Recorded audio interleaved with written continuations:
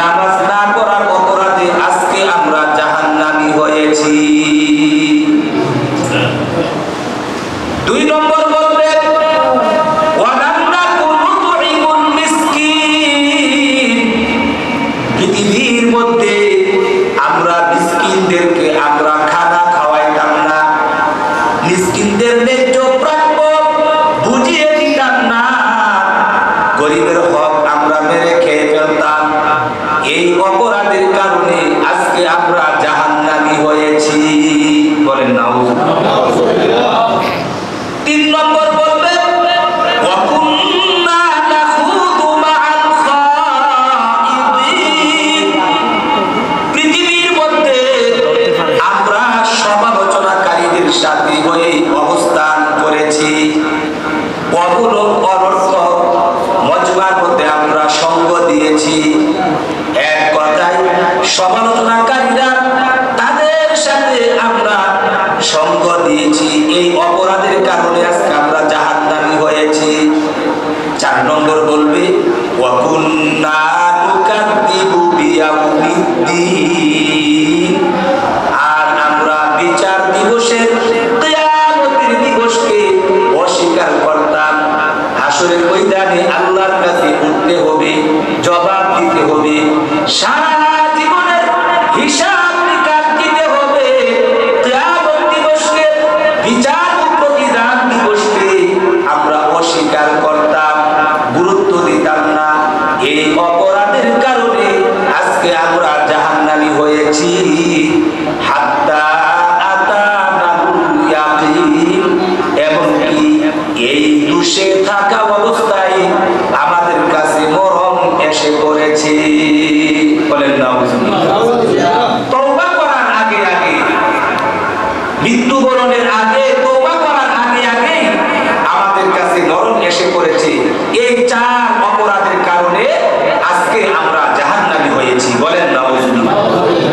আমার ভাইরা, বুঝার বিষয় হলো আল্লাহ পাক রব্বুল আলামিন প্রথম যে কারণটা উল্লেখ করেছেন, জান্নাতীদের প্রশ্নের জবাবে জাহান্নামীরা বলবে আমরা পৃথিবীতে মুসল্লি ছিলাম না, নামাজি ছিলাম না। আমার ভাইরা, নামাজ এমন একটি গুরুত্বপূর্ণ ইবাদত, একজন মুমিন মুসলিম নামাজ না পড়ে কোন অবস্থাতেই কি চলতে পারে না। কথা ঠিক না বেঠিক? একজন মুমিন আর কাফেরের মধ্যে পার্থক্য মুসলিম শরীফের মধ্যে একটি বাদী কায়েম করা হয়েছে, ফারকুম বাইনানা ওয়া বাইনাল কুফরি ওয়াশ শিরকি তারকুস সালাহ। আমাদের মধ্যে আর কুফর শিরকের মধ্যে পার্থক্য হলো তারকুস সালাহ, নামাজ পড়া না পড়াটি। একজন মুমিন মুসলমান তিনি ঈমানদার দাবি করবে, মুসলিম দাবি করবে, আর সে নামাজ পড়বে না, এটা কি হতে পারে?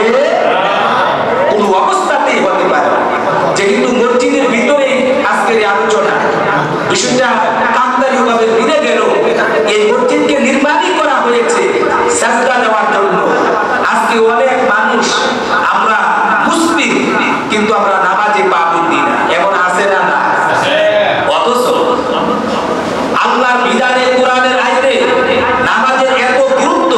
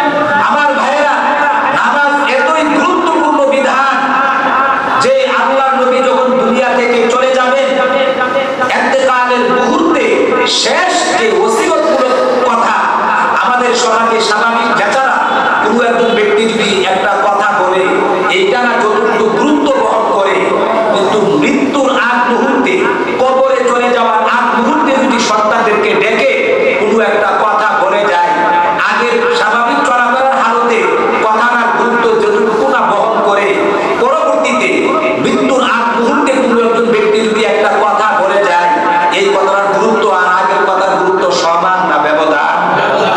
অনেক ব্যবধান। ওই কথাটাকে আমাদের শৈলী পরিভাষায় ওসিয়ত বলে। ঠিক তেমনি ভাবে আল্লাহর নবী মহানবী মুহাম্মদুর রাসূলুল্লাহ সাল্লাল্লাহু আলাইহি ওয়াসাল্লাম দুনিয়া ছেড়ে যখন চলে যাবে, পরকালে পাড়ি দিবে, রওজা শরীফে শায়িত হবে, শেষ মুহূর্তে সাহাবীদেরকে লক্ষ্য করে সতর্কবাণী দিয়েছেন, সাহাবায়ে কেরাম শুনো, আসসালাত আসসালাত, ও আমার সাহাবায়ে কেরাম, নামাজ নামাজ নামাজ, বলেন সুবহানাল্লাহ। এবার বুঝে থাকলে বলুন, শরীয়তের অন্যান্য হুকুম নবীজি দিয়েছেন, নামাজের হুকুমও দিয়েছেন, কিন্তু নামাজের হুকুম সর্বশেষ মুহূর্তেও আল্লাহর নবী বলে গেছেন। এর দ্বারা কি বোঝা যায়? নামাজের গুরুত্ব কম না বেশি? আমার ভাইয়েরা, শুধু তাই না, নামাজের গুরুত্ব এতই বেশি, কিছু ন্যাচারাল কথা আপনাদের মাথায় ঢুকানোর জন্য আমি বলতেছি। নামাজের গুরুত্ব এতই বেশি, ইসলামের পঞ্চভিত্তি নামাজের ভিতরে আল্লাহ ঢুকিয়ে দিয়েছে। নামাজ পড়া মানে কি সবই কি আমল হয়ে যাবে, যেমন কালিমা, নামাজ, রোজা, হজ, যাকাত, পাঁচটিকে আমরা ইসলামের মূল স্তম্ভ বলি। একটু খেয়াল করলে দেখা যায় নামাজ এমন একটি আমল, এর ভিতরে এই চারটা আমল সবই কি এর মধ্যে কি আংশিকভাবে কি পাওয়া যায়। যেমন ইসলামের গুরুত্বপূর্ণ বিষয় কালিমায়ে শাহাদাত কালিমা। নামাজ পড়তে গেলে আপনার তাশাহুদ আত্তাহিয়াতু পড়তে হয় কি হয় না? আরো জোরে বলেন, হয় কি হয় না? আত্তাহিয়াতু পড়তে হয়। আত্তাহিয়াতু পড়তে পড়তে এটা পড়া ওয়াজিব। একটা পর্যায়ে আসবে আশহাদু আল্লা ইলাহা ইল্লাল্লাহ ওয়া আশহাদু আন্না মুহাম্মাদান আবদুহু ওয়া রাসূলুহু। আছে না? না? তো ইসলামের মূল কনসেপ্ট প্রথম কালিমা। কালিমা এই নামাজের ভিতরে তাশাহুদের মধ্যে আল্লাহ ঢুকিয়ে দিয়েছেন, বলেন সুবহানাল্লাহ। ঠিক তেমনি ভাবে ইসলামের একটি গুরুত্বপূর্ণ বিধান রোজা। রোজা কাকে বলে? রোজা বলা হয় সুবহে সাদিকের পর থেকে নিয়ে সূর্য অস্তের আগ পর্যন্ত, দিনের বেলায় সুবহে সাদিকের পর থেকে নিয়ে সূর্য অস্তের আগ পর্যন্ত খানা পিনা জিবা এই তিনটা জিনিস থেকে আল্লাহ সন্তুষ্টির উদ্দেশ্যে বিরত থাকা, তার নামই কি রোজা। কথা সুবহানাল্লাহ। রোজার সংজ্ঞা হলো সুবহে সাদিকের পর থেকে নিয়ে সূর্য অস্তের আগ পর্যন্ত খাওয়া দাওয়া থেকে, পান করা থেকে, স্বামী স্ত্রীর সুলভ আচরণ করা থেকে, নারী পুরুষ বা অন্যভাবে এই স্বামী স্ত্রীর জিমা থেকে রোজার নিয়তে আল্লাহকে সন্তুষ্টি করার উদ্দেশ্যে বিরত থাকা, এর নামই কি রোজা। ঠিক তেমনি ভাবে এই জিনিসটা পাওয়া যায় নামাজের ভিতরে। লক্ষ্য করলে দেখবেন, যখনই আমরা বলি তাকবীরে তাহরিমা, আল্লাহু আকবার, এটাকে বলা হয় প্রথম যে তাকবীর, এটাকে বলা হয় তাকবীরে তাহরিমা। আর বাকি যে রুকুতে, সিজদাতে, উঠতে বসতে যে তাকবীর বলি, এগুলাকে বলে তাকবীরে ইন্তেকালিয়া। এক রুকুন থেকে আরেক রুকুনে স্থানান্তরিত হওয়ার তাকবীর। প্রথম যে তাকবীর, এটা হলো ফরজ। এই তাকবীর বলার পর থেকে নিয়ে আসসালামু আলাইকুম ওয়া রাহমাতুল্লাহ সালাম ফিরানোর আগ পর্যন্ত এই গোটা নামাজের ভিতরে আপনার খাওয়া দাওয়া, পান করা, অন্য কোনো চিন্তা চেতনা নষ্ট হওয়া, অন্য কোনো কাজ করা সম্পূর্ণ আপনার জন্য নিষিদ্ধ হয়ে যায়।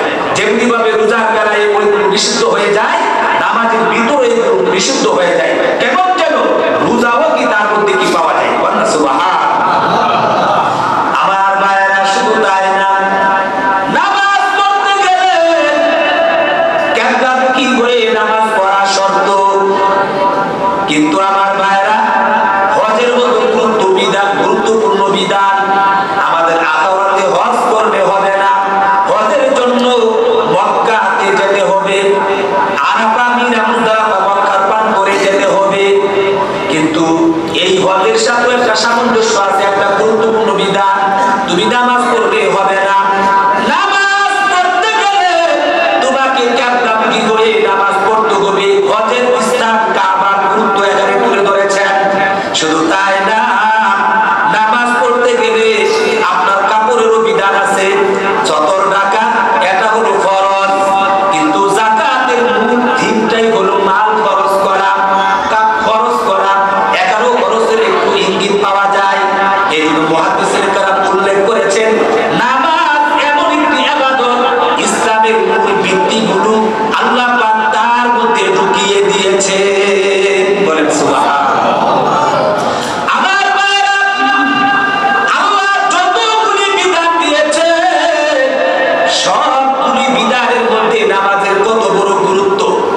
একটি আয়াতের মধ্যে আয়াতের তরজমা সাজদা করলে দাওয়াত দিতে হবে, সাজদা দিতে হবে।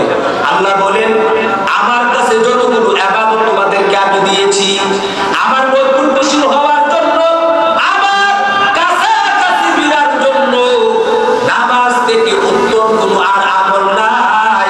আয়াতের তরজমা হলো তোমরা সাজদা দাও আর আমার নিকটবর্তী হয়ে যাও। এবার নামাজের মূল কাজই হলো সাজদা দেওয়া। কথা ঠিক না বেঠিক? যে যত বেশি সাজদা দিবে সে তত বেশি তার নামাজ পড়া লাগবে, নামাজ পড়তে গেলে তাকে সাজদা দেওয়া লাগবে। আল্লাহ কোরআনের মধ্যে 27 পারাতে বলেছে সাজদার আয়াত, এই জন্য আয়াত তেলাওয়াত করছি না, তরজমাটা হলো আল্লাহ বলেন তোমরা সাজদা দাও আর এমন অবস্থায় আমার কাছাকাছি হয়ে যাও। সুবহানাল্লাহ। তাহলে বোঝা গেল নামাজ পড়লে আল্লাহর বেলায় স্তরে পৌঁছা যায়। নামাজ বিহীন কোন ব্যক্তি আল্লাহকে পেতে পারে আর বলতে পারে? শুধু তাই না, নামাজের গুরুত্ব কতটুকু! আল্লাহু আকবার এমন একটি ইবাদত, যুদ্ধের মতো এত বড় গুরুত্বপূর্ণ একটি ময়দান রণাঙ্গনের মধ্যে আপনি গিয়েছেন। নামাজের গুরুত্ব কতটুকু দেখেন। সেখানেও নামাজ বাদ নাই, নামাজ কোনো মুলতবি নাই। আল্লাহ কোরআনের মধ্যে বলেছেন ওয়াইদা কুনতা ফীহিম ফাআকামতা লাহুমুস সালাত, আয়াত পড়লে সবাই লাগবে সালাতুল খাউফ। যুদ্ধের ময়দানে দুই গ্রুপ রণাঙ্গনে ঝাঁপিয়ে পড়েছে, ইতিমধ্যে যদি নামাজের সময় হয়ে যায় আল্লাহ কোরআনের মধ্যে তুলে ধরেছেন তখন তোমাকে নামাজ পড়তে হবে। তাহলে কিভাবে কয়েকটা পদ্ধতি উল্লেখ করেছেন এই পৃষ্ঠার আয়াতের মধ্যে। আল্লাহ পাক বুঝিয়ে দিয়েছেন ওই মুহূর্তেও যদি একসঙ্গে তোমরা যদি নামাজে দাঁড়িয়ে যাও, কাফের শত্রু তোমাদেরকে অতর্কিতভাবে হামলা করবে, তোমাদেরকে হত্যা করে ফেলবে। এই জন্য আল্লাহ বিধান দিয়েছেন তোমরা এক গ্রুপ নামাজে দাঁড়িয়ে যাবে, আরেক গ্রুপ তোমরা যুদ্ধের মধ্যে রণাঙ্গনে ঝাঁপিয়ে পড়বে। তোমাদের গ্রুপের নামাজ শেষ হয়ে যাবে, আবার তোমরা অস্ত্র নিয়ে তোমরা কি যুদ্ধে ঝাঁপিয়ে পড়বে। যারা এতক্ষণ যুদ্ধে লিপ্ত ছিল তারা আবার পরবর্তীতে জমাতে নামাজ পড়বে। সুবহানাল্লাহ। সেখানেও নামাজ মাপ নাই, মুলতবি নাই যে পরে কাজা আদায় করবেন, না না, এখানেই নামাজ পড়তে হবে। শুধু তাই না, জমাতের এত গুরুত্ব, নবীজি যুদ্ধের ময়দানে গেলেন, জমাতের সময় হয়ে গেল, নামাজ পরবর্তীতে পড়বে কাজা এমন না, যুদ্ধের ময়দানেই পড়বে। সাহাবায়ে কেরাম সবাই ঐক্যবদ্ধ হলো, নবীজির পিছনে ইক্তেদা করে জমাতের সওয়াব দিবে। কারণ নবীর মতো মহান ব্যক্তির পিছনে জমাতের গুরুত্ব আছে নাকি নাই? আমার ভাইরা, সেখানে আল্লাহ কোরআনে তুলে ধরেছেন নবীজির পিছনে 2 রাকাত নামাজ আদায় করার জন্য ইক্তেদা করা হলো। নবীজি নিয়ত বাঁধলেন, একদল সাহাবায়ে কেরাম অস্ত্র নিয়ে তারা যুদ্ধের ময়দানে রণাঙ্গনে ঝাঁপিয়ে পড়লেন, আরেক দল সাহাবায়ে কেরাম নবীর পিছনে ইক্তেদা করলেন। ইক্তেদা করার পরে তারা নবীজি 1 রাকাত সাজদা করে কমপ্লিট করার পরে তারা নামাজ থেকে বেরিয়ে আবার অস্ত্র নিয়ে যুদ্ধের ময়দানে চলে গেলেন।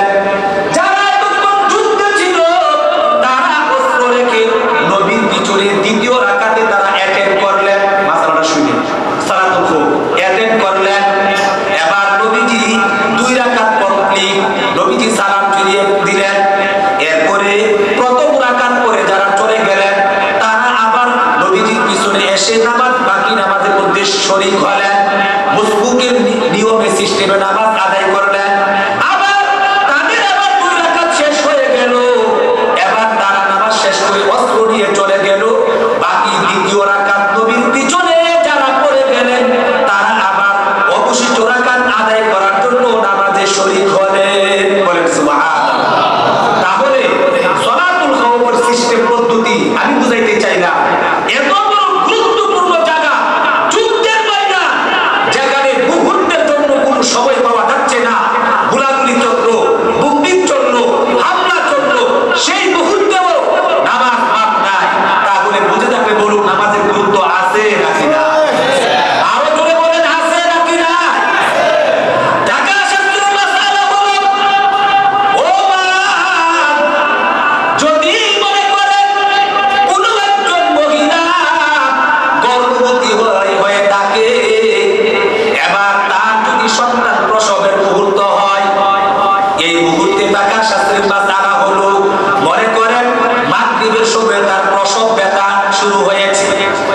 বুঝার জন্য বলতেছি মাসালা।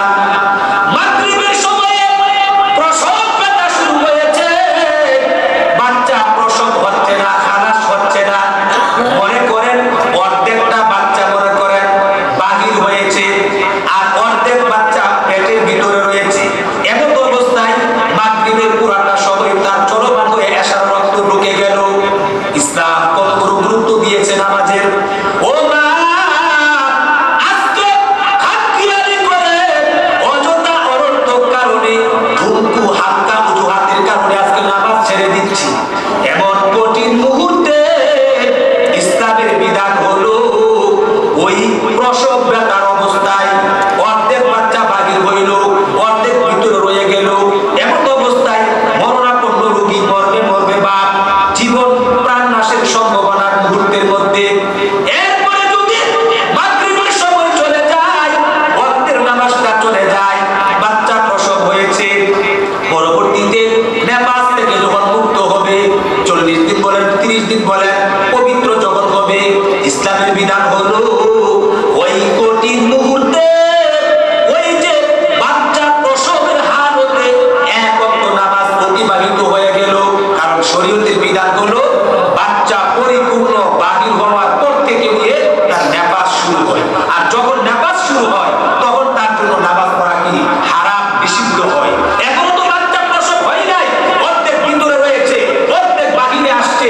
এমন অবস্থায় কত বড় মরণাপন্ন রোগী জীবন বের হয়ে যাওয়ার উপক্রম, এমন কঠিন মুহূর্তেও তার জন্য নামাজ বাদ নাই। এই বাচ্চা প্রসব হওয়ার পরে পরবর্তীতে সুস্থ যখন হবে, পবিত্র হবে, ওই মুহূর্তে যত ওয়াক্ত নামাজ চলে গেছে ওইটাও তাকে কাজা আদায় করে দিতে হবে। সুবহানাল্লাহ, নামাজ বাদ নাই, এত বড় গুরুত্ব।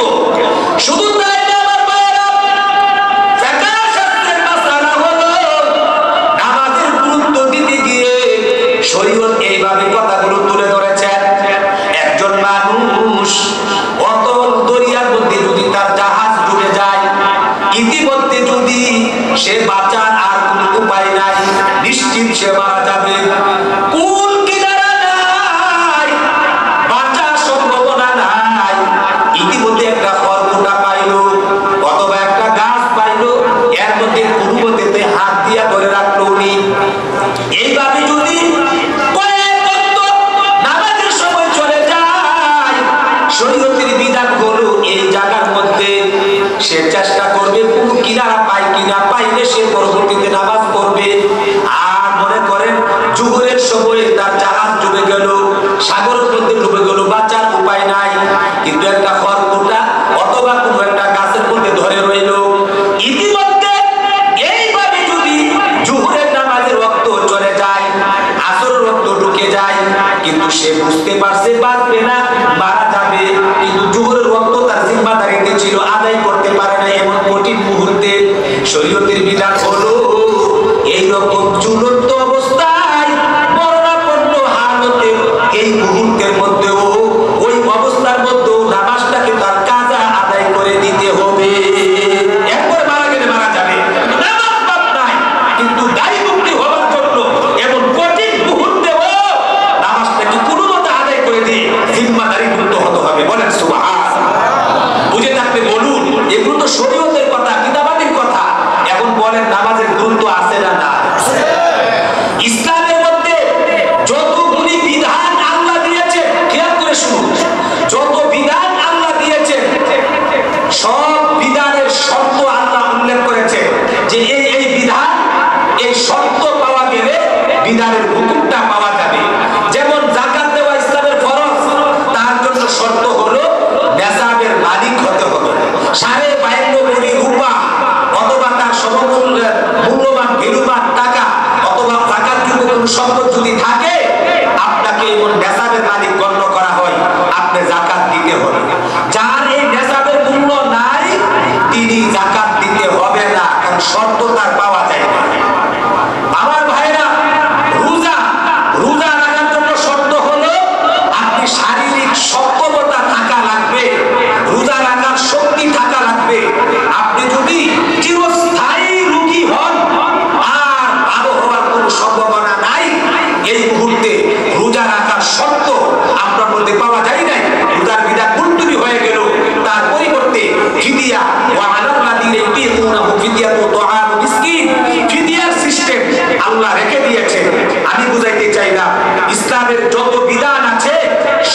বিধানের মধ্যে আল্লাহ শর্ত দিয়েছেন, শর্ত পাওয়া গেলেই হুকুম পাওয়া যাবে, শর্ত নাই ওই হুকুম বিধানটা মুলতবি থাকবে, বিধান অকার্যকর হয়ে যাবে, আপনার জন্য কি আবশ্যকীয় হবে না। কিন্তু নামাজ এত বড় গুরুত্বপূর্ণ একটি বিধান, এই নামাজের জন্য অনেকগুলি শর্ত আল্লাহ উল্লেখ করেছেন। নামাজের প্রস্তুতিমূলক শর্ত, এখনো নামাজ শুরু করেন নাই, নামাজে ঢুকার আগেই প্রস্তুতিমূলক বাহিরে 7টি শর্ত আছে। অনেকগুলি নামাজ যেহেতু বড়, এই জন্য তার প্রস্তুতিও অনেকগুলি আল্লাহ উল্লেখ করেছেন। এর মধ্যে একটি প্রস্তুতিমূলক শর্ত হলো আপনার কি শরীর পাক হওয়া, শরীর পাক, কাপড় পাক, জামা, শরীর পাক, জামা পাক, সতর ঢাকা, খাড়া হওয়া, ক্যাবলামুখী হওয়া, অর্থগত নামাজ পড়া, এইগুলো নামাজের পূর্ব শর্ত। ধ্যান করার বিষয় হলো, সূক্ষ্ম বিষয় হলো, ইসলামে যত বিধান আছে শর্ত পাওয়া গেলে ওই বিধানটা কার্যকর হয়, শর্ত পাওয়া না গেলে বিধান স্থগিত থাকে। কিন্তু নামাজ এমন গুরুত্বপূর্ণ বিধান, আপনার শর্ত পাওয়া না গেলেও নামাজ তা কার্যকর করতেই হবে। হ্যাঁ, অথবা সিস্টেমের একটু ব্যবধান, তরিকার ব্যবধান হবে, কিন্তু মূল নামাজ আপনাকে পড়তেই হবে, নামাজ ছাড়া যাবে না। আমার ভাইয়েরা, ভাবনার বিষয় হলো নামাজের গুরুত্বপূর্ণ পূর্ব প্রস্তুতিমূলক শর্ত হলো আপনার কি শরীর পাক হওয়া। যদি আপনার উযু না থাকে, আপনাকে উযু করে নামাজে দাঁড়াতে হবে। পানির কোনো ব্যবস্থা নাই, এজন্য আপনি নামাজ ছাড়তে পারবেন না। শরীয়তে বিধান দিয়েছে তায়াম্মুম করে আপনাকে নামাজ পড়তে হবে। তায়াম্মুমের জন্য পবিত্র মাটি বাজি করা ইত্যাদি নাই, তারপর আপনি নামাজ ছাড়তে পারবেন না। আপনাকে উযু ছাড়া, তায়াম্মুম ছাড়া এমনি আপনাকে নামাজ পড়তেই হবে। সুবহানাল্লাহ। পানি নেই, বিকল্প রাস্তা তায়াম্মুম, তায়াম্মুমের ব্যবস্থা নাই, বিকল্প রাস্তা আপনি উযু ছাড়াই কি আপাতত নামাজ আপনাকে পড়তে হবে। আমার ভাইয়েরা, পরবর্তীতে আপনি সময় পাইলে, সম্ভাবনার অবস্থা আসলে পরে কাজা আদায় করবেন। কিন্তু এমন অবস্থায় যদি আদায় করে দেন আর সামনে যদি কাজা আদায়ের সময়ও যদি না পান, শরীয়তের সিদ্ধান্ত হলো আশা করা যায় আল্লাহ আপনাকে মাফ করবে। বলেন সুবহানাল্লাহ। তাহলে কত বড় গুরুত্বপূর্ণ বিধান। আমার ভাইয়েরা, নামাজ পড়ার জন্য পূর্ব শর্ত আরেকটি হলো আপনার কি জামা পাক হওয়া। আপনার যদি জামা পবিত্র, অবশ্যই নামাজের পূর্ব শর্ত, কিন্তু আপনার জামা পবিত্র কাপড় নাই, তাই বিধায় আপনি এই অজুহাতে নামাজকে ছেড়ে দিতে পারবেন না। নাপাকি কাপড় দিয়েই কি নামাজটাকে আপাতত আদায় করে দিতে হবে। পরবর্তীতে আপনি কি করবেন, নামাজটাকে কাজা আদায় করবেন। পরে যদি সময় পান, যদি সময় আসার আগেই যদি আপনার মরণ হয়ে যায়, এইভাবে যে আদায় করেছেন, নামাজের এই হুকুম থেকে, গুনাহ থেকে আপনি কি বাঁচতে পারবেন। কাপড় নাপাক না, শুধু ঘটনাক্রমে যদি মূলত কাপড়ই না থাকে, মুটে মাটি ফরজ তরকের কাপড়ই না থাকে, শরীয়তের সিদ্ধান্ত ফতোয়া কিতাবে আছে যে আপনাকে উলঙ্গ হইয়া হলেও কি নামাজ পড়তে হবে। এরপরও নামাজ আপনি ছাড়তে পারবেন না। বলেন সুবহানাল্লাহ। এই অজুহাতে নামাজ ছাড়া যাবে না যে আমার তো কাপড় নাই, একেবারেই কাপড় নাই, উলঙ্গ, আমি নামাজ ছেড়ে দিব। ইসলাম বলে না, কাপড় নাই, অসুবিধা নাই, তোমাকে উলঙ্গ অবস্থায় নামাজ পড়তেই হবে। হ্যাঁ, পরবর্তীতে তুমি এটাকে তুমি কাজা আদায় করবে যদি হায়াতের সময় পাও। কিন্তু বক্ত যদি চলে যায়, এর ভিতরে যদি তোমার মরণ হয়ে যায়, আশা করা যায় আল্লাহ মাফ করবে। হ্যাঁ, সিস্টেম পদ্ধতি ভিন্ন। উলঙ্গ অবস্থায় আপনি দাঁড়িয়ে নামাজ পড়বেন না, বসে বসে নামাজ পড়বেন, রুকু সেজদা করবেন না, আপনি কি ইশারা একটু হেরে ধরে কি করবেন, সিস্টেম ভিন্ন, কিন্তু নামাজ পাপ নাই, আপনাকে নামাজ পড়তেই হবে। বলেন সুবহানাল্লাহ। আমার ভাইয়েরা, নামাজের জন্য পূর্ব শর্ত হলো কিবলামুখী হওয়া। কিন্তু আপনাকে কিবলামুখী হতেই হবে। কিবলার এত গুরুত্ব, আপনার যদি কিবলাকে চর্ব চোখে দেখেন, তো কিবলাকে সামনে নিয়ে নামাজ পড়া শর্ত, ফরজ। আর কিবলা যদি আপনার চোখে দেখেন না, তাহলে কিবলার দিকে ফিরে আপনাকে নামাজ পড়তেই হবে। কিন্তু আপনি এমন এক ময়দানে গেলেন, কিন্তু কিবলা কোনো দিক বিদিক জানেন না, তাহলে শরীয়তের সিদ্ধান্ত হলো আপনি জানার চেষ্টা করবেন, কাউকে জিজ্ঞেস করবেন। এমন যদি কোনো লোক না পান, তাহলে আপনি চিন্তা গবেষণা করবেন যে কোন দিকটা কি কিবলা হতে পারে। ওই চিন্তার আলোকে আপনি একদিকে নামাজ পড়লেন। নামাজ চলমান অবস্থায় যদি জানতে পারেন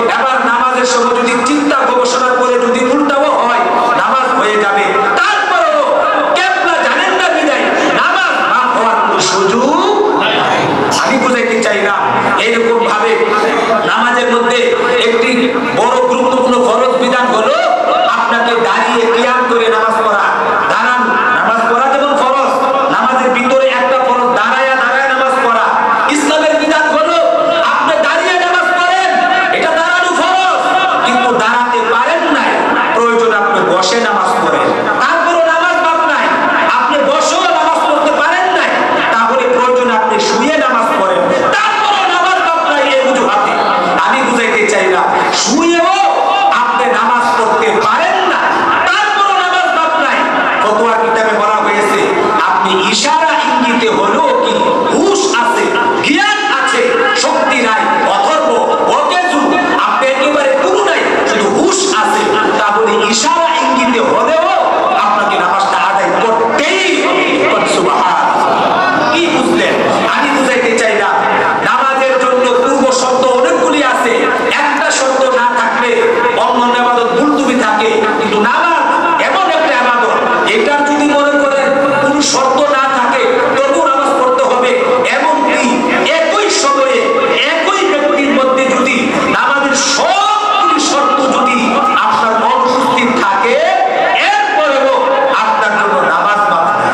মনে করেন এই যে আফগানিস্তানের গুইন্তানাবু কারাগার অথবা ইরাকের আবু গারিব কারাগারে একজন বন্দীকে রাখলো, এই বন্দী তার নিজের কোনো পোশাক নাই, একবার উলঙ্গ করে রাখলো, আবার শরীর কোনো পবিত্র নাই, একেবারে নাপাক, সেখানে পানি নাই, তাইমুমের ব্যবস্থা নাই, পবিত্রতার কোনো মাধ্যম নাই, পোশাকের ব্যাপারে উলঙ্গ করে বন্দী করে খাঁচার মধ্যে করে রাখলো, সেখানে সে কি মনে করেন তার কি পোশাকের কোনো ব্যবস্থাপনা নাই, শরীরও পবিত্র না, নাপাকে ভরা, এমনকি ধারাবাহিক ব্যবস্থা নাই, খাঁচার মধ্যে তাকে বন্দী করে রাখা হয়েছে, সূরা কেরাত কিছুই জানে না, ওই মুহূর্তের মধ্যেও এই লোকটার উপরে নামাজ ফরজ, তাকে তার যে অবস্থার মধ্যে আছে একই সময়ে একই মুহূর্তে এক ব্যক্তির মধ্যে সবগুলো শর্ত উপস্থিত থাকলেও যতটুকু সম্ভব, যতটুকু তার জানা আছে এতটুকু শর্তের মাধ্যমে সে নামাজকে আদায় করতেই হবে। সুবহানাল্লাহ। তাহলে আমি বুঝাইতে চাইলাম নামাজের গুরুত্ব আছে না না? এই জন্য আমার ভাইয়েরা হাদিস শরীফের মধ্যে আল্লাহর নবী বলেন আউয়ালু মা ইউহাসাবু বিহিল আবদু ইয়াউমাল কিয়ামাতিস সালাহ, ইদা সালাহাত সালাহা সাইরু আমালি ওয়া ইদা ফাসাদাত ফাসাদা সাইরু আমালি। আল্লাহর নবী বলেন আউয়ালু মা ইউহাসাবু বিহিল আবদু ইয়াউমাল কিয়ামাতিস সালাহ, কিয়ামতের দিবসে হাসরের ময়দানে সর্বপ্রথম আল্লাহ পাক রব্বুল আলামিন ইবাদতের মধ্যে বান্দার কাছ থেকে নামাজের হিসাব তলব করবেন, নামাজের হিসাব নিবেন তার কাছ থেকে সর্বপ্রথম। নামাজের কত গুরুত্ব, অন্য কোনো ইবাদতের হিসাব তলব করবে না, সর্বপ্রথম নামাজের হিসাব তলব করবে। আল্লাহর নবী বলেন ইদা সালাহাত সালাহা সাইরু আমালি, যখন নামাজটাকে সঠিক পাওয়া যাবে, যথা সময়ে যথা নিয়মে নামাজকে গুরুত্ব সহকারে জমাতে আদায় করেছে এমন যদি পাওয়া যায়, সালাহা সাইরু আমালি, আল্লাহর নবী বলেন বাকি অন্য অন্য আমলগুলি সঠিক হয়েছে বলে আল্লাহর কাছে গণ্য করা হবে। ওয়াইদা ফাসাদা, আর যার নামাজের মধ্যে গন্ডগোল পাওয়া যাবে, সমস্যা পাওয়া যাবে, নামাজ সঠিকভাবে আদায় করে না এমন যদি পাওয়া যায়, আল্লাহ নবী বলেন ফাসাদা সাইরু আমালি, তার বাকি অন্যান্য আমলগুলি নষ্ট হয়েছে বলে আল্লাহর কাছে গণ্য করা হবে। তাহলে কি বুঝলেন? মনে করেন আমি উদাহরণ দিলে বুঝবেন, আগে আপনি এক লিখবেন, এক লেখার পরে ডানে যদি একটা শূন্য দেন, একের মান বেড়ে 10 হয়ে যাবে, দুইটা শূন্য দিলে একের মান বেড়ে 100 হয়ে যাবে, ডানে আর তিনটা শূন্য দিলে 1000 হয়ে যাবে, চারটা দিলে 10,000 হয়ে যাবে। আগে এক লেখা লাগবে, এরপরে যদি শূন্য দেন ওই শূন্যের মান পজিশন বাড়বে। কথা ঠিক না বেঠিক? ঠিক তেমনি ভাবে ঈমান গ্রহণ করার পরে নামাজ যদি আদায় করেন, নামাজ পড়ার পরে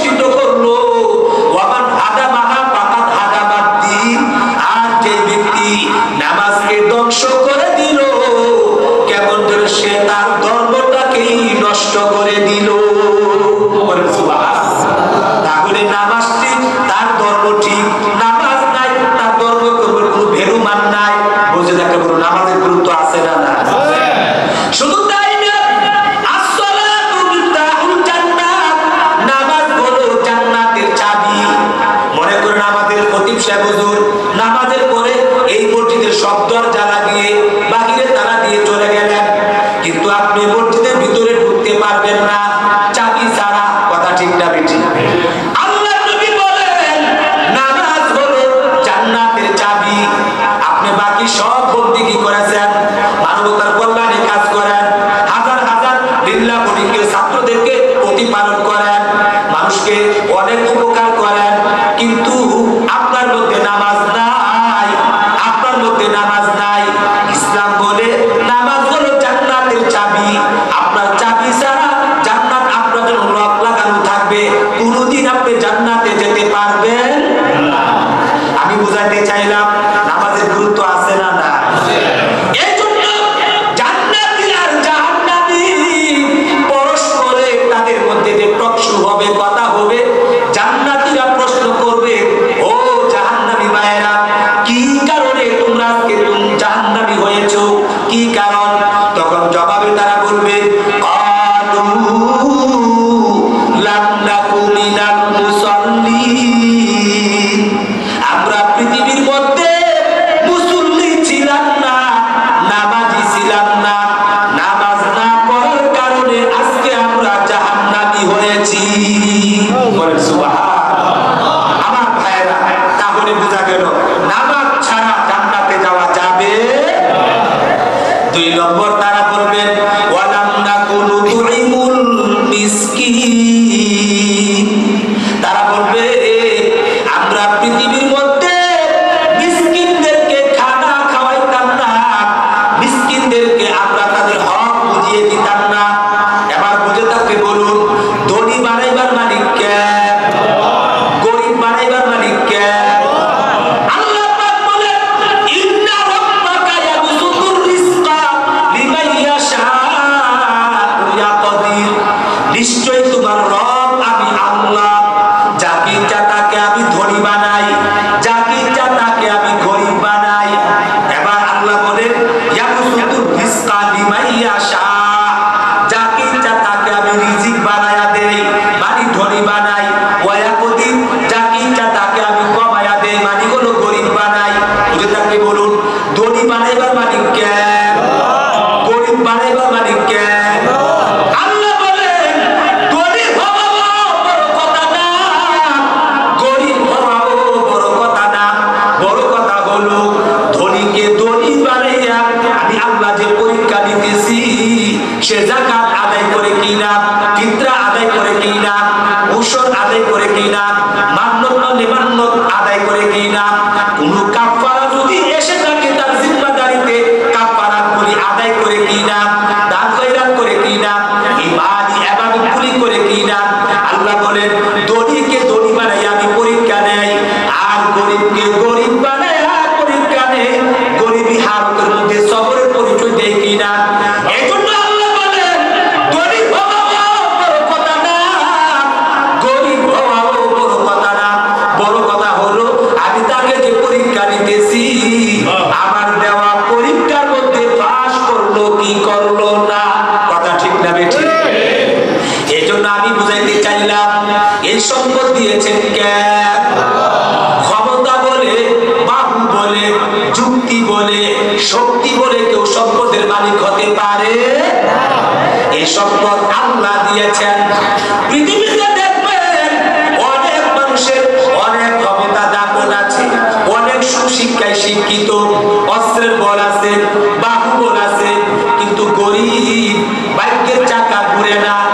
আবার অনেক লোক দেখবেন দুর্বল, অসহায়, বকল, টিপসই দেওয়ার আগে কিছুই করতে পারে না, কিন্তু কানির কানি কোটি কোটি টাকার সম্পদ মালিক এমন আছে না নাই? তাহলে এইগুলো দেওয়ার মালিক কে? আমার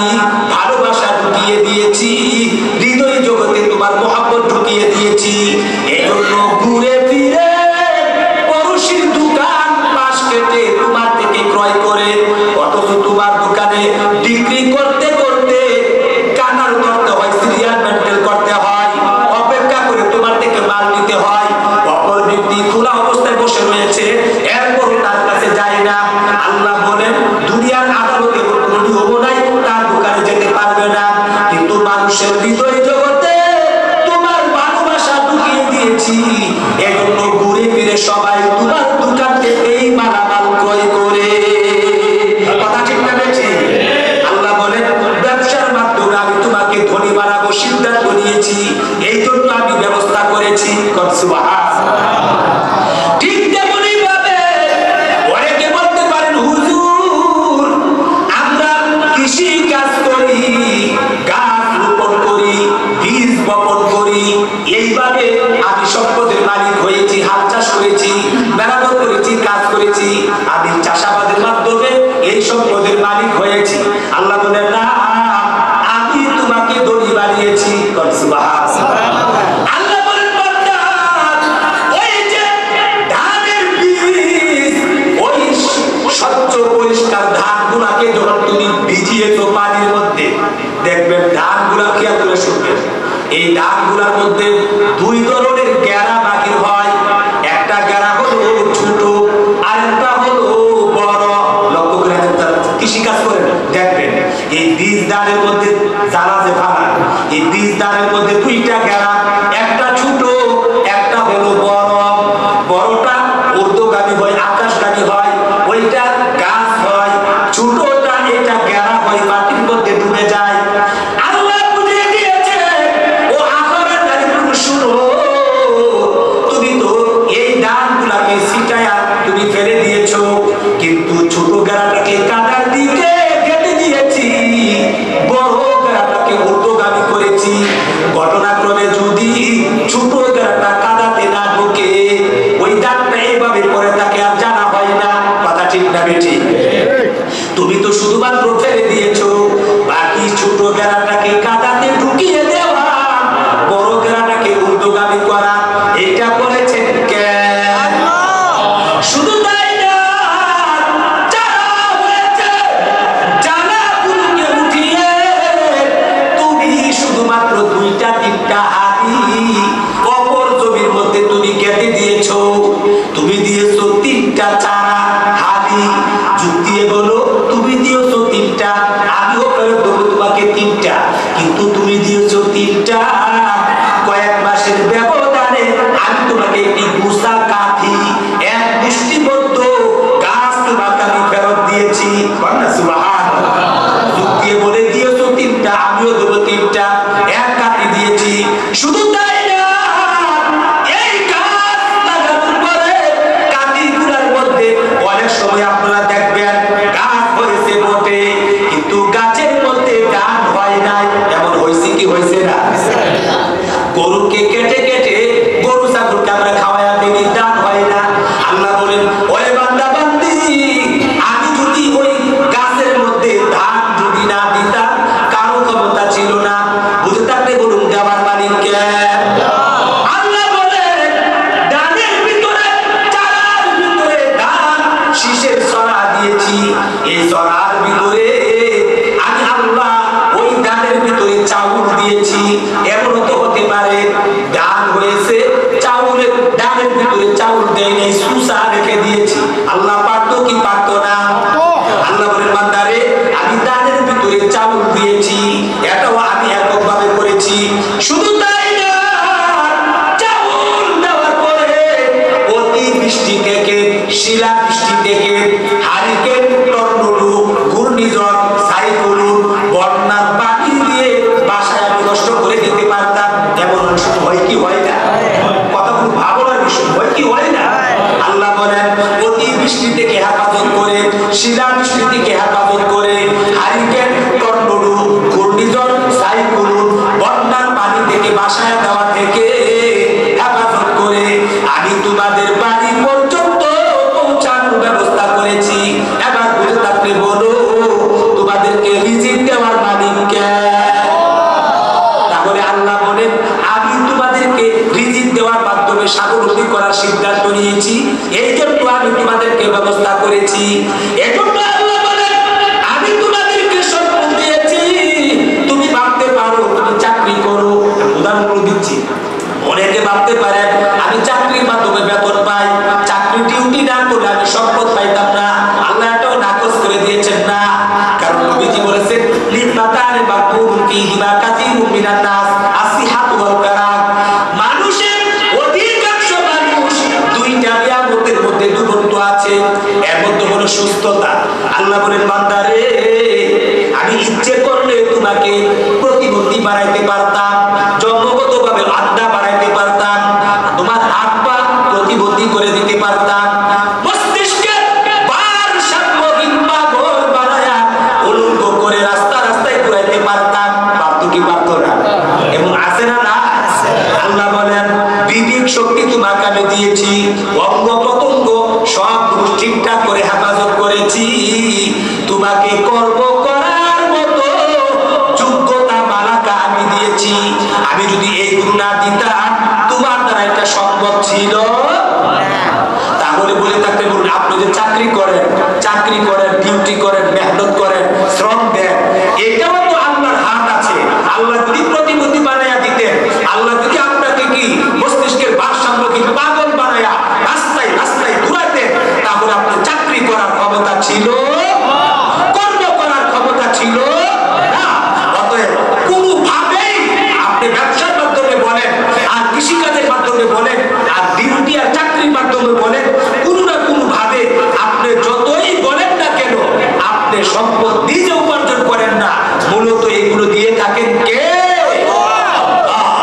এজন্য আল্লাহ বলেন, আল্লাহ দেওয়া এই সম্পদগুলো যদি তোমাকে দেওয়ার পরে যদি নেশাবের মালিক হও, আল্লাহ বলেন পরে বান্দা বান্দি যাকাত যোগ্য সম্পদ তোমাকে আমি যদি দেই, অর্থাৎ যাকাত যোগ্য সম্পদ বলতে তোমার কাছে যদি স্বর্ণ থাকে, তোমার কাছে যদি রূপা থাকে, তোমার কাছে যদি ব্যবসায়ী লাভে বিক্রি করার উদ্দেশ্যে এবং কোনো মাল যদি ক্রয় করে থাকো, এইরকম যাকাত যোগ্য সম্পদ যদি থাকে, নেশাবের পরিমাণ, নেশাব বলতে 52.5 ভরি রূপা, এতটুকু পরিমাণ যদি থাকে, অথবা 52.5 ভরি রূপা বিক্রি করলে যে মূল্যমানটা আসবে, এই মূল্যমানের সম পরিমাণ টাকা সম্পদ, টাকার যোগ্য সম্পদ যদি থাকে, আল্লাহর বিধান কোরআনের আইন সেটা হলো 1 বছর পরিমাণ যদি তোমার মধ্যে থাকে, মনে করুন হিসাব করছেন এই বছর রমজানের পহেলা রমজানে নেশাবের মালিক,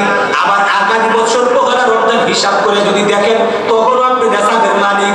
শরীয়তের সিদ্ধান্ত হলো আপনি ধনী, 1 বছর আপনার হাওলানে হাউল হয়েছে, এই বছর আপনাকে যাকাত দিতে হবে।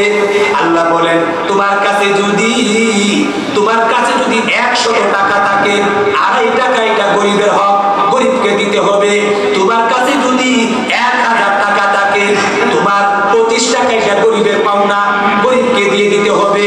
তোমার কাছে যদি 1 লক্ষ টাকা থাকে, 2,500 টাকা গরিবের মালিক, গরিবকে এটা দেয়া দিতে হবে। বাকি টাকা তুমি খাও, বক্ষণ করো, অপচয় করিও না। আমি বুঝাইতে চাইলাম এই যাকাত এটা ফরজ করেছেন কে? আরো জোরে বলেন কে? জান্নাতীরা জাহান্নামীদেরকে লক্ষ্য করে বলবে, ও জাহান্নামী ভাইরা, কোন অপরাধে তোমরা আজকে জাহান্নামে আসছো? এবার জাহান্নামীরা বলবে, ওয়ালাম নাকুনু তুইমুল মিসকিন, আমরা মিসকিনদেরকে খানা খাওয়াইতাম না। এবার শুনেন, ফকির আর মিসকিন, ফকির বলা হয় যাদের কাছে নেশাবের পরিমাণ সম্পদ নাই, ফকির বলা হয় যাদের মধ্যে নেশাবের পরিমাণ সম্পদ নাই। নেশাবের পরিমাণ যদি থাকে তাকে ধনী বলেন। 52.5 ভরি রূপা অথবা 52.5 ভরি রূপার মূল্যবান এই বেরুমান সম্পদ যদি কারো মালিকানায় থাকে, নেশাবের মালিক, তাকে শরীয়তের পরিভাষায় ধনী বলে।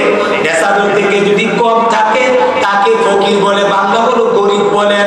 আর যদি একেবারে নিঃস্ব অসহায়, বিন্দু পরিমাণ কোনো কিছু নাই, এই যে আমাদের স্টেশন দেখবেন, গাড়ি নাই, বাড়ি নাই, ঘর নাই, দরজা নাই, কোনো গোষ্ঠী পাড়া প্রতিবেশী নাই, যেখানে নাই সেখানে কাজ, এমন হিরুচির দল ঘুরে কি ঘুরে না, এরারে বলা হয় মিসকিন, নিঃস্ব অসহায়, কিচ্ছু বলতে কিচ্ছু নাই, এদেরকে বলা হয় মিসকিন। আল্লাহ বলেন জাহান্নামীরা তখন বলবে, আমরা এমন গরিব মিসকিনদেরকে খানা খাওয়াইতাম না, আমরা যাকাত দিতাম না, ফিতরা দিতাম না, মান্নত আদায় করতাম না, কাফারাত গুলি আদায় করতাম না, ঔষধ দিতাম না, সময়ে সময়ে নকল সাদাকাত করতাম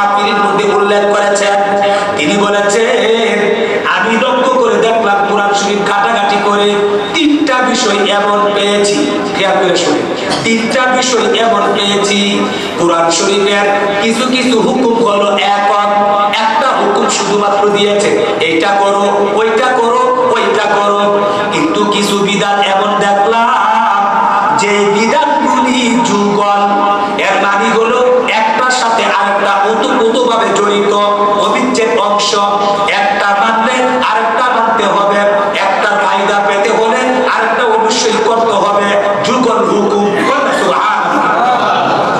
আমার ভাইরা, তিনি উল্লেখ করেছেন যেখানে আমি কোরআনে পেয়েছি আতিউল্লাহ, তোমরা আল্লাহর আনুগত্য করো, সাথে সাথেই দেখতে পাবেন ওয়াতিউর রাসূলা, তোমরা রাসূলকেও আনুগত্য করো। সুবহানাল্লাহ। আল্লাহ যেখানে কোরআনে বলেছেন আতিউল্লাহ, আল্লাহর আনুগত্য করো, আল্লাহর হুকুম মানো, আল্লাহর গোলামি করো। এখন আল্লাহরে মানবেন কিভাবে, আল্লাহর আনুগত্য করবেন কিভাবে, সাথে সাথে শর্ত দিয়েছেন ওয়াতিউর রাসূলা, রাসূলকেও আনুগত্য করো। ওরে দুনিয়ার মানুষ, রাসূল ব্যক্তি জীবন থেকে নিয়ে রাষ্ট্রীয় জীবন পর্যন্ত, রান্নাঘর থেকে নিয়ে পার্লামেন্ট পর্যন্ত, জন্মের পর থেকে নিয়ে নবীজি রওজা শরীফে যাওয়ার আগ পর্যন্ত, চলনে বলনে, সুরতে সিরাতে, কথায় কাজে বিশ্বাসে, প্রকাশ্যে গোপনে, অনুকূলে প্রতিকূলে, ঘরে বাইরে, সকল হালতে আমি আল্লাহকে যেভাবে আতিউল্লাহ আনুগত্য করেছে, গোলামি করেছে, আমি হুকুম দিলাম ওয়াতিউর রাসূলা, রাসূলের দেওয়া ব্যাখ্যা মতে তোমরা আমি আল্লাহর আনুগত্য করিবে। এই জন্য আল্লাহ বলেছেন নামাজ পড়ো, তুমি যদি মন গড়া ভাবে নামাজ পড়ো হবে না, হবে না। ওয়াতিউর রাসূলা, রাসূলের দেওয়া ব্যাখ্যা মতে আল্লাহর দেওয়া হুকুম নামাজটাকে আদায় করতে হবে। আল্লাহ বলেছেন তুমি যাকাত দাও, এটা আল্লাহর হুকুম, কিন্তু কেমনে যাকাতটা দিবে, রাসূলের দেওয়া ব্যাখ্যা মতে আল্লাহর হুকুম যাকাতটাকে তুমি আদায় করো। যতক্ষণ পর্যন্ত রাসূলের দেওয়া ব্যাখ্যা মতে আল্লাহর আনুগত্য না করবে, আনুগত্য বলে গণ্য হবে না। এই জন্য যেখানে আল্লাহর আনুগত্যের কথা বলা হয়েছে, সাথে সাথে আতিউর রাসূলা, রাসূলের দেওয়া ব্যাখ্যার কথাও তুলে ধরেছে। আল্লাহর আনুগত্য করবেন, তাহলে রাসূলকে অনুসরণ করে আনুগত্য করা লাগবে, রাসূলকেও মানতে হবে। একটা আরেকটা অবিচ্ছেদ অংশ, একটাকে বাদ দিয়ে আরেকটা অস্তিত্ব লাভ করতে পারে। এই জন্য দেখবেন কোরআনের যেখানেই পাবেন ওয়াকুল্লাহ, তোমরা আল্লাহর ইবাদত করো, ওয়ালা তুশরিকু বিহি শাইআ, আল্লাহর সাথে শিরক করিও না। সাথে সাথে দেখবেন ওয়াবিল ওয়ালিদাইনি ইহসানা, মাতা পিতার সাথে সৎ আচরণ করো। যেখানে কোরআনে দেখবেন ওয়াকাদা রাব্বুকা আল্লা তা'বুদু ইল্লা ইয়্যাহু, তোমরা তোমাদের রবের ফয়সালা একমাত্র আল্লাহর ইবাদত করো, ইবাদতের কথা। সাথে সাথে পরবর্তী শব্দ রেখেছেন ওয়াবিল ওয়ালিদাইনি ইহসানা। এরকম জায়গায় জায়গায়, পাড়ায় পাড়ায় যত জায়গায় আল্লাহ শব্দ বলেছেন, বিভিন্ন শব্দ বানা দিয়া বুঝাইতে চেয়েছেন আমি আল্লাহর ইবাদত করো, আমি আল্লাহর গোলামি করো, আমি আল্লাহর বন্দেগী করো। সাথে সাথে পরবর্তী শব্দ আল্লাহ বলে দিয়েছেন ওয়াবিল ওয়ালিদাইনি ইহসানা, তোমরা মাতা পিতার সাথেও সৎ আচরণ করো। আমার ভাইরা, কেন বললেন ইবাদত? এটা ব্যাপক শব্দ। নামাজ ইবাদত, রোজা ইবাদত, হজ ইবাদত, মাতা পিতার খেদমত সেবা, এটাও একটা ইবাদত। কিন্তু ইবাদতের কথা বলতে গিয়ে ব্যাপকভাবে বলেছেন ইবাদত করো। বিশেষ করে একটা ইবাদতের নাম তুলে ধরেছেন, নামাজের কথা বলে নাই, রোজার কথা বলে নাই, হজের কথা বলে নাই, যাকাতের কথা বলে নাই, মাতা পিতার খেদমতের কথা বলেছেন, সৎ আচরণের কথা বলেছেন। কেন রে ভাই? একটাই জবাব, আল্লাহ বুঝিয়ে দিয়েছেন তুমি ইবাদত যদি ওয়াবুদ রাব্বাকা হাত্তা ইয়াতিয়াকাল ইয়াকিন, মরণ পর্যন্ত তুমি তোমার রবের ইবাদত করবে, সর্বপ্রকারের ইবাদত করবে। কিন্তু তোমার পিতা মাতা যদি তোমার প্রতি অসন্তুষ্টি থাকে, নারাজ থাকে,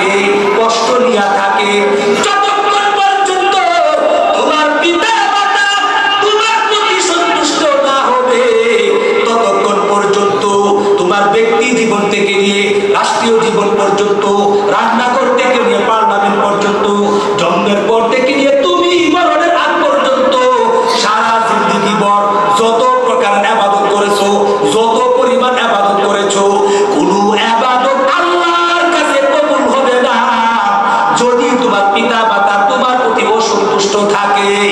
এই জন্য পিতা মাতার সন্তুষ্টির উপরে আল্লাহর সন্তুষ্টি নির্ভর করে। এই জন্য যেখানে আল্লাহর ইবাদতের কথা বলেছেন, সাথে সাথে মাতা পিতার কথাও আল্লাহ তুলে ধরেছেন।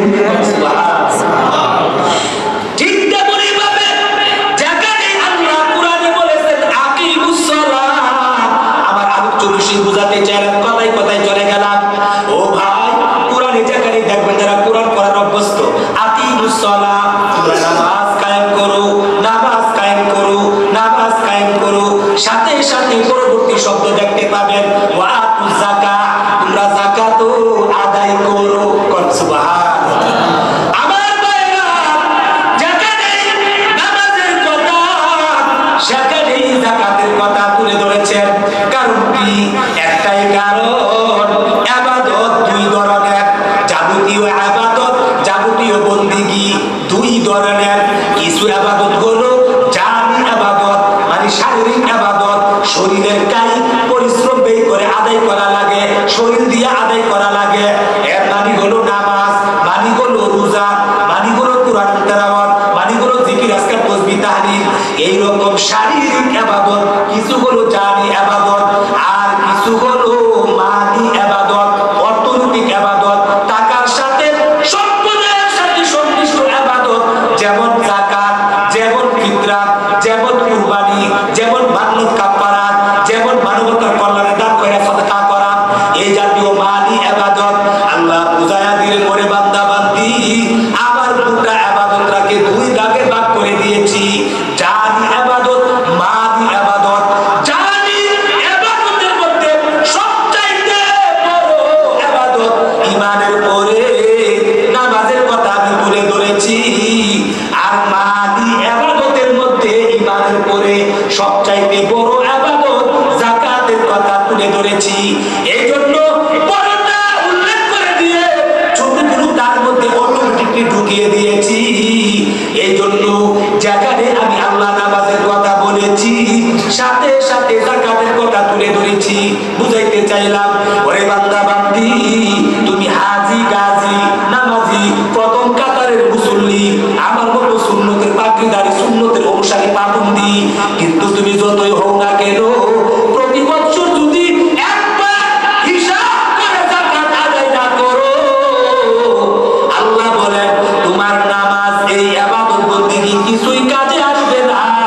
এই তত্ত্বের প্রতি ইঙ্গিত করতে গিয়া আমি আল্লাহ যেখানে নামাজের কথা বলেছি, সাথে সাথে যাকাতের কথাও তুলে ধরেছি। আমি বুঝাইতে চাইলাম যাকাতের গুরুত্ব আছে না? না, আজকে যাকাত দেওয়া হয় না। আল্লাহ কত দয়া করেছেন, কত মায়া করেছেন। আল্লাহ সম্পদ হইলেই যাকাত দিতে বলে নাই, বলেছেন তোমাকে নেশাবের পরিমাণ মালিক হইলে যাকাত তোমাকে দিতে হবে। এবার মালিক হইলে দেওয়ার কথা বলে নাই। খেয়াল করে শুনবেন, আমার পাশে শ্রদ্ধেয় উলামা কেরাম আছেন, ওনারা একটু ভালো বুঝেন, মাদ্রাসায় পড়ায়। নেশাবের মালিক হইলেও যাকাতের কথা বলে নাই, বলেছেন হাউলানে হাউল, 1 বছর পরিমাণ তোমার মালিকানা সত্ত্বে এই নেশাবটা বহাল থাকতে হবে, তখন তোমাকে যাকাত দিতে হবে।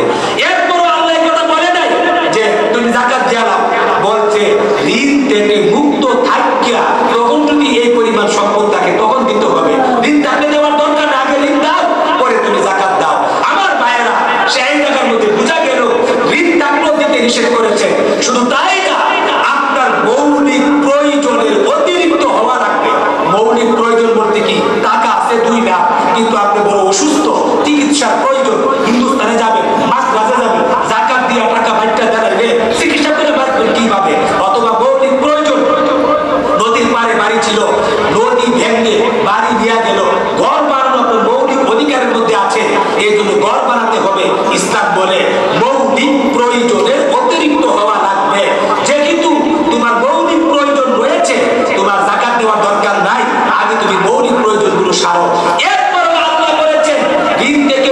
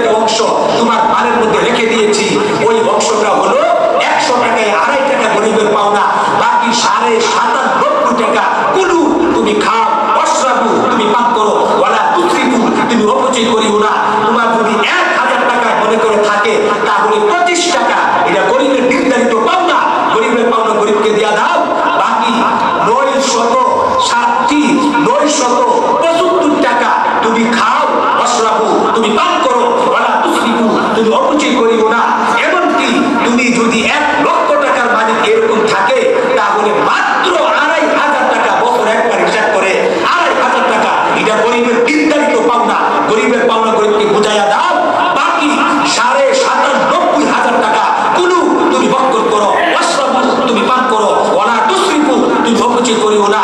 তুমি যদি 1 কোটি টাকার মালিক হও, মাত্র 2.5 লক্ষ টাকা এটা গরিবের নির্ধারিত পাওনা, আর বাকি 97.5 লক্ষ টাকা এটা তুমি কুলু খাও, ওয়াশরাবু তুমি পান করো, ওয়ালা তুসরিফু তুমি অপচয় করিও না। কোন সুবহান।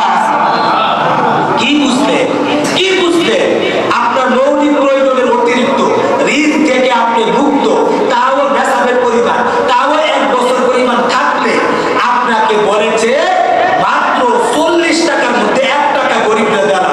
এখন বুঝে থাকলে বলুন, ধনী বানাইছেন কে?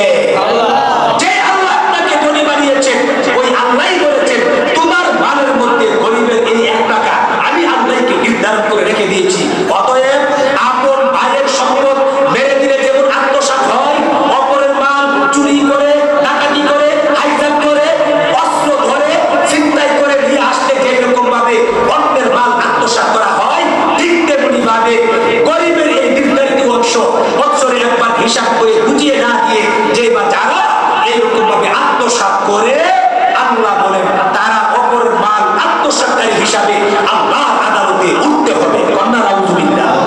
আমার ভাইরা, 4টি খানি কথা না আমি বুঝাইতে চাইলাম, এরপরও দেখেন ইসলামের কনসেপ্ট সিস্টেমটা দেখেন, এরপরও আল্লাহ বুঝাইতে চাইলেন তোমাকে যে বললাম এই টাকাটা দিবে, এই টাকাটা মাত্র তুমি দান করবে, গরিবের পাওনা আমরা এগুলো দিতে চাই না। এই জন্য জান্নাতীরা প্রশ্ন করবে তোমরা কোন অপরাধে জাহান্নামে দিয়েছো, তখন তারা বলবে ওয়ালাম নাকুনু তুইমুল মিসকিন, আমরা গরিবদেরকে খানা খাওয়াইতাম না, তাদের প্রাপ্য অধিকার তাদেরকে বুঝিয়ে দিতাম না। সুবহান। 3 নম্বর, ওয়া কুননা নাখুদু মা'আল খাইদিন। আল্লাহ বলেন আমরা সমালোচনাকারীদের সাথে সমালোচনা করতাম, গীবত করতাম, আমরা খারাপ মানুষদের সঙ্গে সঙ্গী হইয়া চলাফেরা করতাম, অনর্থক অযথা কাজের মধ্যে আমরা লিপ্ত হইতাম, মসজিদে বসতাম। যেমন আমরা আসি না নাই, আরো জরুর আসি না নাই, বিনা কারণে অনর্থক কথাবার্তা যারা বলে। অনর্থক কথাবার্তা বলতে কি? যেই কথার দ্বারা, যেই কাজের দ্বারা, যেই চিন্তার দ্বারা ইহকালেও লাভ নাই, পরকালেও কোনো সওয়াব নাই, এমন কথা কাজ চিন্তাকে কুরআনের ভাষায় অনর্থক বলে। কথা ঠিক না বেঠিক? আমরা দুনিয়ার মধ্যে যারা অনর্থক কথা কাজ করত, অনর্থক কাজ করত, দ্বীনের বিরোধিতা করত, দ্বীন বিজয়ের চেষ্টা করত না, ফালতু কাজ করত, এমন লোকদের সাথে আমরা সঙ্গী হইয়া থাকতাম, তাদের দলে সাপোর্টার ছিলাম, তাদের সঙ্গী হইতাম। কিন্তু কোরআনের পক্ষে, ন্যায়ের পক্ষে, সততার পক্ষে, ইসলাম বিজয়ের পক্ষে অনুসারীদের সঙ্গী আমরা ছিলাম না। তারা বলবে ওয়া কুননা নাখুদু মা'আল খাইদিন, আমরা অনর্থক অযথা বেহুদা কাজে যারা লিপ্ত ছিল তাদের সঙ্গী হইয়া আমাদের জীবন কাটাইতাম। বলেন না নাউজুবিল্লাহ? বলেন এই সমস্যাটা আমাদের মধ্যে আছে না না? আরো জুড়ে বলতে আছে না না? তাহলে অনর্থক কাজ, যেই কথার দ্বারা, কাজের দ্বারা সমালোচনাকারীদের সাথে আমাদের কোনো সম্পর্ক নাই। মনে রাখবেন, জেনে রাখবেন, গীবত যারা করে এদের সাথে সঙ্গী হওয়া যাবে না। আপনি নিজে গীবত করতে পারবেন না, কেউ যদি গীবত করেও তার সঙ্গী হবেন না। গীবতের মজমা থেকে উঠে চলে আসবেন, তাকে বাধা দিবেন, না মানলে সেখান থেকে স্টেপ করবেন, তাদের সাথী সঙ্গী হতে পারবেন না। আশ্রয় প্রশ্রয় দেওয়া যাবে না। আমার ভাইরা, গীবত কাকে বলে? খেয়াল করে শুনুন, গীবত কাকে বলে? যদি কোনো ব্যক্তির বাস্তবেই ওই দুষ্টা তার মধ্যে আছে, এমন ঘুষের আলোচনা যদি আপনি করেন, তার অগুচুরি, এটার নামই গীবত। অনেকে বলে, এই কথা শুনুন, অনেকে বলে হুজুর আমি তো কোনো দোষ করি নাই, এই লোকটা তো এই দোষে জর্জরিত, এই দোষের মধ্যে তো সে লিপ্ত আছে, তার দোষটা না আমি আলোচনা করলাম, আমার অন্যায় হবে কেন? ইসলাম বলে হ্যাঁ এটাই অন্যায়। দোষ যদি তার মধ্যে থাকে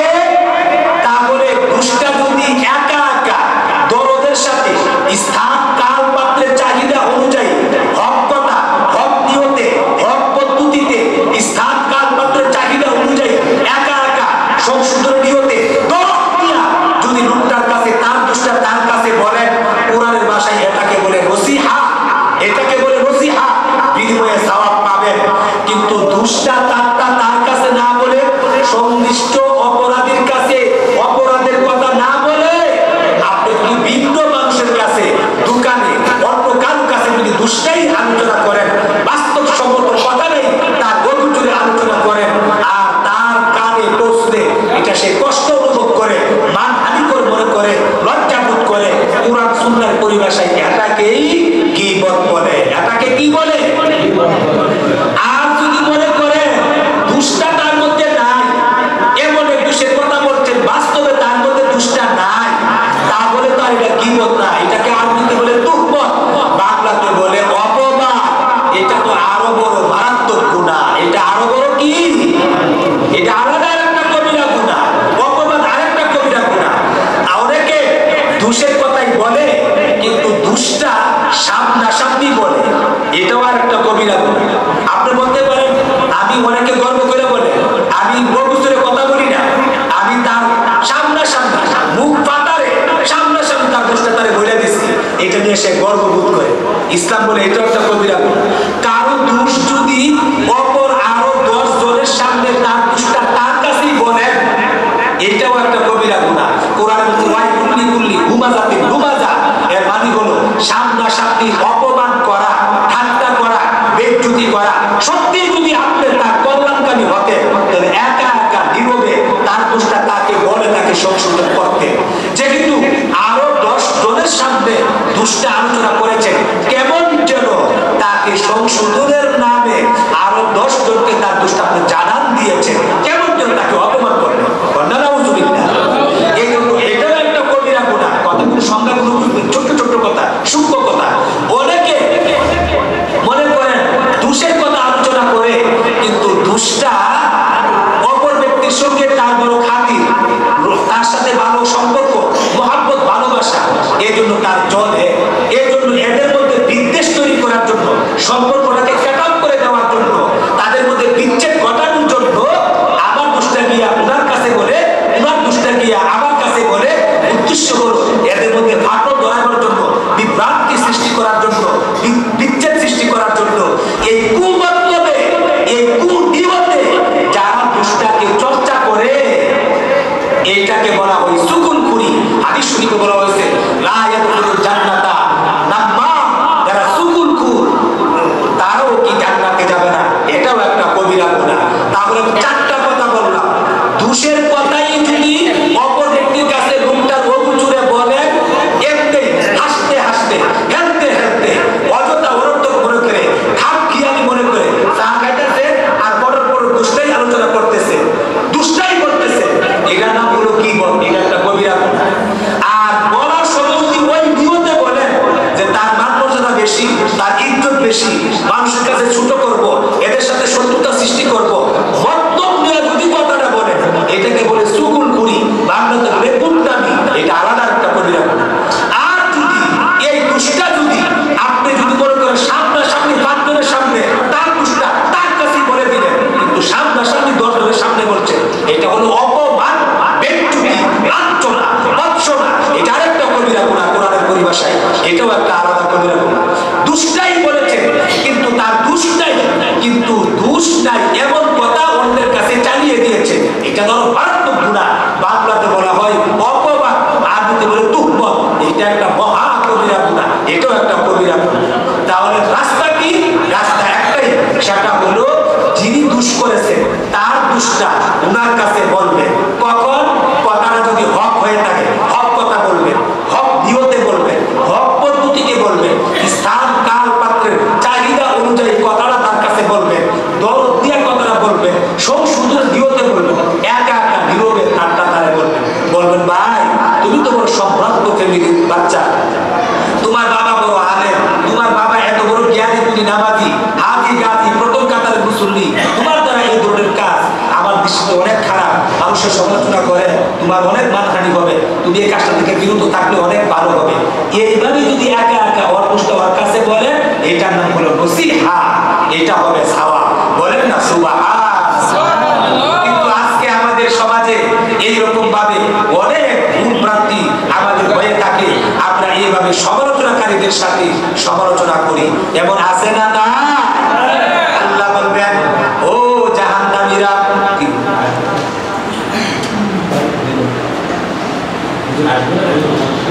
আচ্ছা শেষ করে দিচ্ছি। তাহলে সমালোচনা জিজ্ঞেস করবে জান্নাতীরা তোমরা কোন অপরাধে আসছো। তৃতীয় কারণ বলবে আমরা গীবতকারীদের সঙ্গে গীবত করতাম, সমালোচনাকারীদের সাথে সমালোচনায় লিপ্ত হতাম। আমরা অযথা অনর্থক কাজ যারা করতো, বেহুদা কাজ করতো, তাদের সঙ্গী হইতাম। এই অপরাধে আজকে আমরা জাহান্নামী হয়েছি। আরেকটা কথা না বললে নাই হবে। অনেকে বলতে পারে যে হুজুর গীবতের সংজ্ঞা তো বুঝতাম, তাহলে তো কথা বলার কোনো সিস্টেমই নাই। না, সিস্টেম আছে। 3 কারণে গীবত করতে পারবেন। যার দুষ্টা তার কাছে না বলে অন্য কাছে বলতে পারবেন। 3 কারণে অপরের দুশ্চর্চা করতে পারবেন। 1, সংশোধনের নিয়তে বলতে পারবেন। কিসের নিয়তে বলতে পারবেন? সংশোধনের নিয়তে। অর্থাৎ যিনি অপরাধী তার দুষ্টা ছাত্র দুষ করলে উস্তাদের, অর্থাৎ যিনি ওই লোকটাকে সংশোধন করার ক্ষমতা আছে, যোগ্যতা আছে, পাওয়ার আছে, এমন ব্যক্তির কাছে সংশোধনের নিয়তে সংশ্লিষ্ট ব্যক্তির দুষ্টাটা অবশ্যই বলা যেতে পারে। এতে গীবত হবে না, বরঞ্চ সওয়াব হবে। উদাহরণস্বরূপ ছাত্রের দোষ উস্তাদের কাছে বলা যাবে, কারণ উস্তাদ ছাত্রকে সংশোধন করার ক্ষমতা আছে না নাই? স্ত্রীর দোষ স্বামীর কাছে বলা যাবে। সেই স্ত্রী যদি পরকিয়া করে, স্ত্রী যদি জিনা ব্যভিচারে লিপ্ত হয়, স্ত্রী যদি পাপাচারে লিপ্ত হয়, তো স্বামী বিদেশ থাকে, তার এই বাজে কর্মের কথা তার অগোচরে স্বামীকে সংশোধন করার নিয়তে স্বামীকে জানাইয়া দিতে পারবে। বলেন স্বামী স্ত্রীকে সংশোধন করার ক্ষমতা আছে না নাই? এই জন্য বলা যাবে। ঠিক তেমনি ভাবে মুরিদের দোষ পীরের কাছে বলা যাবে। পীর আপনার কি মুরিদকে সংশোধন করতে পারে। এক কথায় যিনি সংশোধন করার যোগ্যতা রাখে তার কাছে সংশ্লিষ্ট ব্যক্তির দোষটা বলা যেতে পারে। এটা বিপদের আওতায় পড়বে না। দ্বিতীয়ত কথা হলো সতর্ক করার উদ্দেশ্যে দুষ্টা চর্চা করা যাবে। অর্থাৎ ওই ব্যক্তি মনে করেন মদ খায়, ইয়াবা খায়, ফেন্সিডিল খায়, গাঁজা খায়, কিন্তু আপনার একটা ভালো ছেলে নামাজি, তার বংশ ভালো, বাবা ভালো, সব ভালো, লোকটাও নামাজি, এদের সাথে চলাফেরা করে, এই সেই করে। এই জন্য এই লোকটাকে সংশোধন করার নিয়তে আপনি বলতে পারেন এই তোমার যেমন নমুনা ভালো না, অমুক পাড়ার অমুক বখাটে লোকটার সাথে তুমি চলো, সে তো মদ খায়, গাঁজা খায়, ইয়াবা খায়, চুরি করে, ছিনতাই করে, বিভিন্ন পাপে জর্জরিত, শত শত বিচার তার নামে আছে, তুমি তার সাথে চলো, এটা ঠিক না। তুমি যদি তার সাথে চলো, সৎসঙ্গে সর্বনাশ, অসৎসঙ্গে সর্বনাশ। এই তত্ত্বের প্রতি ইঙ্গিত করতে গিয়ে সতর্কতামূলক তাকে সংশোধন করার উদ্দেশ্যে, সংশোধন না সতর্ক করার উদ্দেশ্যে ওই ব্যক্তির দুষ্টাকে বলা যেতে পারে। এটা কি গীবত হবে না।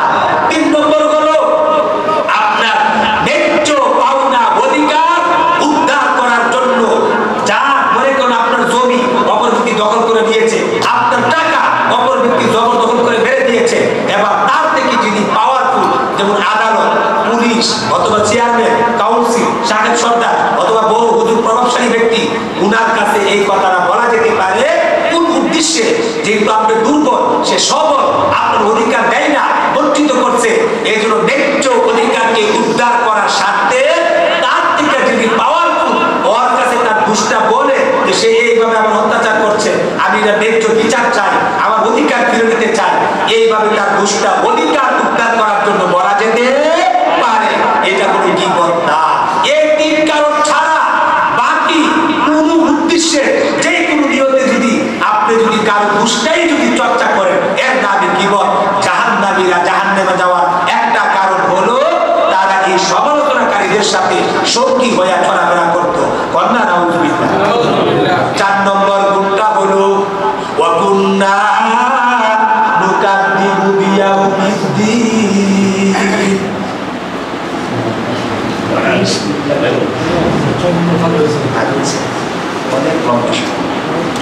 আচ্ছা, 4 নম্বর গুণ হলো জান্নাতীরা জাহান্নামীদেরকে লক্ষ্য করে বলবে, ও জাহান্নামীরা তোমরা কোন অপরাধে জাহান্নামে আসছো? তখন জাহান্নামীরা বলবে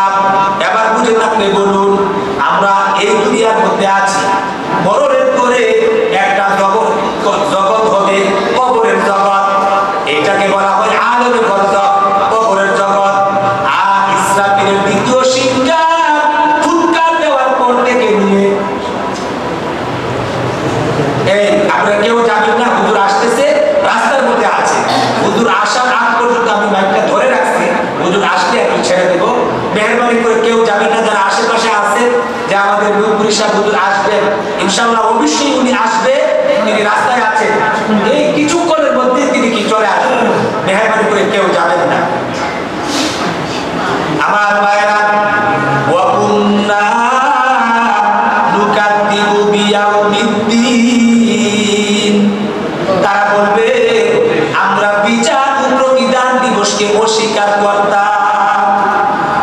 এবার বুঝে থাকলে বলুন, আমাদের মরণের পরে একটা জগৎ আছে নাকি নাই? আরো জুড়ে বলেন, আছে নাকি নাই? আমার